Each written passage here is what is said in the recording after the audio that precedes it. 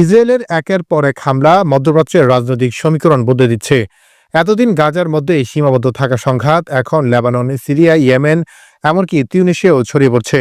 কিন্তু সম্প্রতি ইসরায়েলের এমন একটি দেশকে লক্ষ্য করে হামলা চালানো, যার সঙ্গে তাদের সরাসরি কোনো বিরোধ ছিল না। সেই দেশটি হলো কাতার। এই হামলা যেন দীর্ঘদিনের সুপ্ত আরব সামরিক জোটের ভাবনাকে এক নতুন বাস্তবতায় নিয়ে এসেছে। এই হামলার প্রতিবাদে গত রোববার কাতারের রাজধানী দোহায় আরব লীগ ও ইসলামী সহযোগিতা সংস্থার ওআইসি এক জরুরি সংবাদ সম্মেলন অনুষ্ঠিত হয়।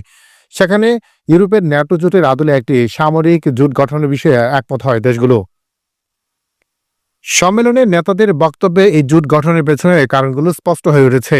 কাতারের আমির Sheikh Tamim bin Hamad Al Thani ইসরায়েলের হামলাকে সরাসরি যুদ্ধবিরতির আলোচনার ভণ্ডুল করার প্রচেষ্টা হিসেবে আখ্যায়িত করেন।